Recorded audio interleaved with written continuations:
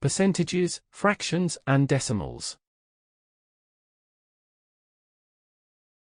In this math tutorial, you will learn 1. How to convert decimal fractions to percentages. 2. How to convert decimals to percentages. 3. How to convert non-decimal fractions to percentages. 4. How to express a recurring decimal into percentage. 5. Why do we often prefer to express fractions as percentages? 6. How to convert percentages into fractions. 7. How to convert percentages into decimals. 8. How to make comparisons between percentages, fractions, and decimals. Introduction. In the previous tutorial, we explained that percentages are another form of representing non-whole numbers in addition to fractions and decimals.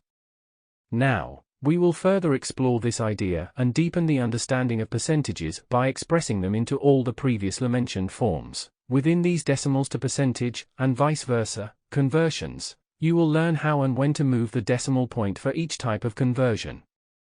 This simple conversion process will lead you to the more difficult process of converting between fractions and percentages. You will also learn how to convert fractions into percentages and vice versa. In this way, you will discover simple methods and other math tricks to help you achieve the right answer every time.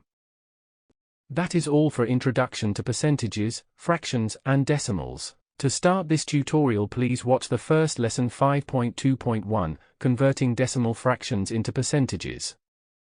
Thank you for watching. Make sure to like and subscribe to keep up to date with new videos. For more information, calculators, and tutorials, please visit www.icalculator.info.